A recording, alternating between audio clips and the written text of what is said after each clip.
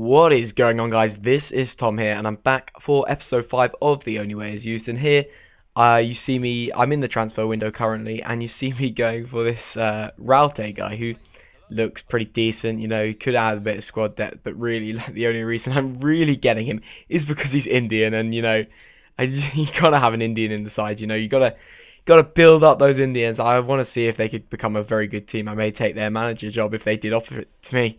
And here, Handanovic getting even more interest. And I keep rejecting them because, you know, I really don't want to sell my best keeper at this moment in time. But I do go and clear out some of the Deadwood. Burrell, one of my keepers, I do go and sell. You know, any money's money. I'm not really bothered about how much I'm getting for the players. I'm just clearing out the Deadwood, clearing out that wage budget. Here I get an offer for Ross. It's 10k below his actual price, but I go and accept it because I'm clearing out the Deadwood. And yeah, so that's what I'm pretty much doing. I do go and sign Ralte here.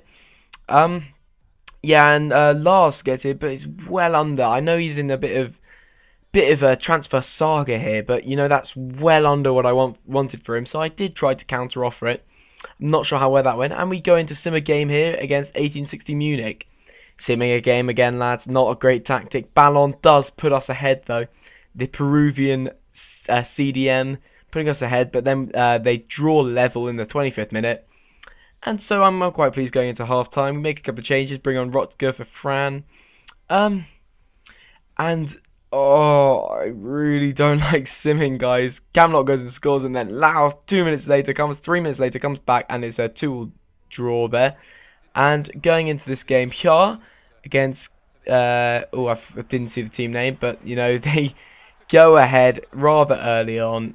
Oh no, in the 45th minute, and oh, these aerial balls, guys! I cannot defend the aerial balls. You've seen that in many an episode of this series. That heading, I am incapable of heading. And then here we go, Aldasari, one of my youth players, gets injured. But what is up with what he's wearing? I mean, like, seriously, I've never seen a guy wear tracksuit bottoms. That's just plain weird. Like, he's a cam and he's wearing tracksuit. Oh, jeez, it's just plain weird. I do make a couple of substitutions, bring on a couple of players in hoping to change the game. But then in the 90th minute, another headed goal. I do bring the keeper out rather stupidly. And I believe that is the game against Sandhuizen. You know, a 2-0 loss, a really disappointing performance. Aldasari is out for 8 weeks with a dislocated shoulder. And then Mr. Gizawi comes back. Oh, what a name, Mr. Gizawi. But that's another story for another day. And he comes back with our Ivory Coast scouting stuff. And there are people with potentially a good potential. However, their potential not definitely over 70. And if there's always that chance they could become a 60-odd, and I do not want to take that chance in my squad. So here you see I'm just going round sorting out my youth academy, because there is a bit of Deadwood in there and I really need to clear it out. Most of the Saudi Arabians are pretty useless, and I've figured that these Ivory Coast guys are just plain amazing. Muller here, I do go and ship off for 30k below his actual value, just because, again, I just want to get them off the team. I want to clear out that Deadwood. We go and sim another game. I imagine rock back and rifled that into the back of the net. Samuel Lagui gets a goal, and straight away they get a penalty. Hubnik converts. 2-1 down against Hertha Berlin. They are one of the better sides in the league, but that is no excuse. So far, it's been a pretty disappointing season, and Galan goes and gets sent off after they score again. And really, it's same old for Leipzig. You know, just not finding those wins that we really need. We are finding our feet. A couple of leagues out of depth, to be honest. But, you know, it's unacceptable to be losing so many games when really next season we need to be thinking about promotion. Again, here we go. Camelot gets a bid, but I've realised he has potential. He's 22, 65 rated. I want a lot more money for him. And here we go into transfer deadline day. And yeah, transfer deadline day is a pretty interesting one. I do go around here and I got a bit nervous because I realised that up front I really didn't have enough pace. So I go around trying to get people. This Bros guy I do look to pick up just because he's got a bit of pace. That's really all I am, a bit of a sweaty whore. But that's me. And then I'm just looking for any of the free agents that will benefit me, as that's the only way I'm allowed to acquire players apart from through my youth academy.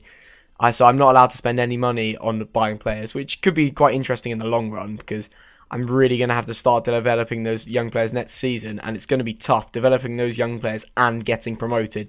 I'm going to have to work out a way of doing it. Hopefully I can pick up a couple of really good free agents at the end of the season, and we'll see where we go from here. I get into a bit of battle with Brosk. I don't really want to give him a first team because he's not going to play first team the whole time, because people like Fron are better than him. And so I get stuck in a bit of like dilemma. Do I really go for him? Mancherino here, the centre-back from Paraguay, I believe, to add a bit of experience to the side. He is a pretty decent rating, hopefully shore up my defence. Chumachero as well, little bright winger. Watchka I do try and ship off to St. Gallen, just, you know, leave it, yeah! Leave it, yeah! Like, I didn't want to really persist with that. Watchka goes, and here, Geisler I do ship off to Dundalk. I really am clearing out this Deadwood, because I'm not going to play them anytime soon. I may as well get the money for them and run. Right, here is my youth academy. Right, so I do go up and sign some of these players. Again, our brightest prospects, you can really see here. I'm signing up pretty much everyone I'm able to. Osagwa, he does turn out to be quite a good player, I'm not going to lie. A few of those players, I'm really excited for Stefan Aloui. He could be quite a prospect. But that's all for me today, guys. And until next time, goodbye.